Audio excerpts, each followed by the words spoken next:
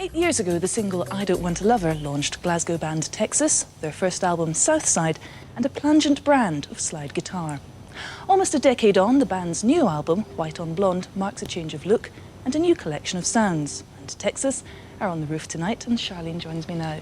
Now, you dropped out of sight for a while, so what happened there? I think we kind of decided to kind of lay low for a while, just gone with, making records and touring. We did a lot of touring with the last two records, so we've been doing that, just keeping the press to a minimum. So what about your album? Is there a conscious change of direction here? Yeah, I mean, we felt after with Rick's Road, we had gone as far as we possibly could with that sort of, band playing in the studio. And for us, it would have been very difficult for us actually to go in, plug in our guitars and just play, because I think it would have just sounded typically Texas. So we really had to find a new way for us to feel very excited about making the music. So we built a studio in the house, and which was a lot of fun, in the house in Glasgow.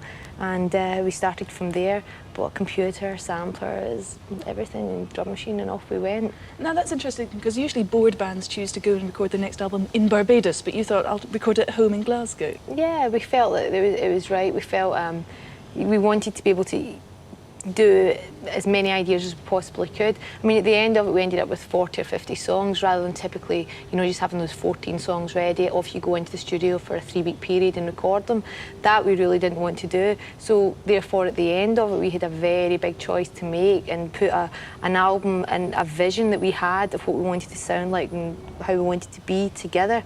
So that was very interesting. It's like putting a big giant jigsaw puzzle together at the end of it. But what about the songs that you finally chose? Do they reflect a personal change of mind?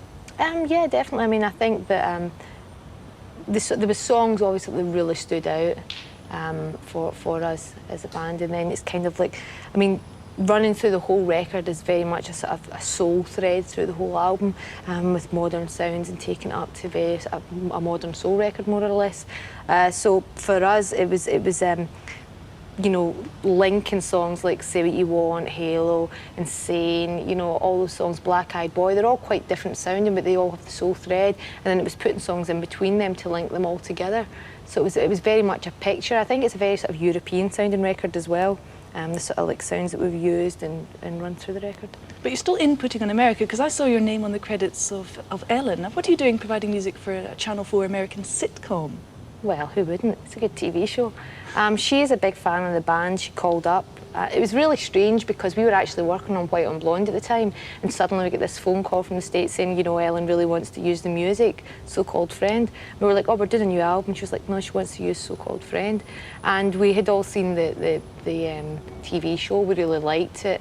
She's great. She's very funny, very witty, strong woman. So You've appeared on this yeah, show, Ali and I made a sort of dashing entrance to Los Angeles one day, and we were there for about 4 hours. We did the show, and basically all we had to do was play So-Called Friend acoustically and kind of act like bored musicians, which wasn't too difficult. Like, I remember doing that, and sort of like, she sets the set thing up on fire. It says Ellen. I think half the LA fire department was there just to make sure no one got injured, and it was the smallest fire I've ever seen. So it was funny, and we just literally jumped back on a plane straight back to Britain. Are you tempted at all by acting? Nah. Nah. OK, well, we'll leave it there, but as Texas set up to play us out, let me warn you that next week the review team are back on Don't Look Down, giving the month's coming attractions a tick VG or GBH. I hope